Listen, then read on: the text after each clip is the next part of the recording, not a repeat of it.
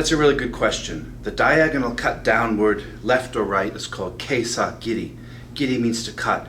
Kesa is a Buddhist stole, and the gi, as you know, goes this way, so this is called Kesa. Kesa Giri is cutting from the shoulder all the way to the hip of the opponent. And there were actually swords that could cut through a human body all the way through the torso. We have our 9 directional cuts times 2, and then different distances multiplies that by 3, whether you're close, medium, or far away.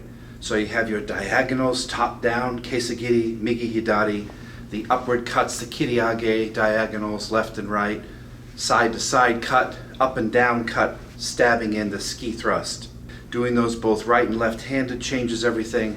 Medium, long distance, close distance is a lifetime of study. But Kesa Giri is the cut here, diagonally down on the neck of the opponent with the last third of the blade, cutting through the clavicle all the way down through the hip. So from here, cutting down, left as well. From a Kenjutsu perspective, or Iaido, drawing the sword out and down through the opponent, or you can also draw with a Kesa Giri this way, down through the opponent, probably back in Hasso for Zanshin, and then Shiburi if your school has it.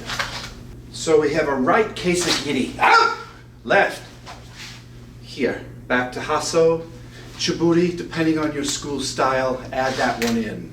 Unlike many sword styles, ours is dynamic footwork. You always keep moving so that the opponent cannot hit you. Our footwork is always moving offline of the opponent so that you can't track where we're standing. Also practice a one-hand draw Kesa Giri here, or left-handed Kesa Giri as well, so that you're comfortable with both sides of the sword. Kesa Giri is a beautiful cut. One of 9 that we practice all the time here in our martial art. Solo training with a target like Bob or a tree or whatever you use is fantastic. But once you train with another person who's dynamically coming at you and sparring and coming and resisting, it changes the whole game. That's where you get more into the strategy of Kenjutsu versus just solo Iaido by yourself. He can only do so much. He doesn't even have arms, so you want to get with people that will give you that dynamic movement, that resistance, and that feeling of real training.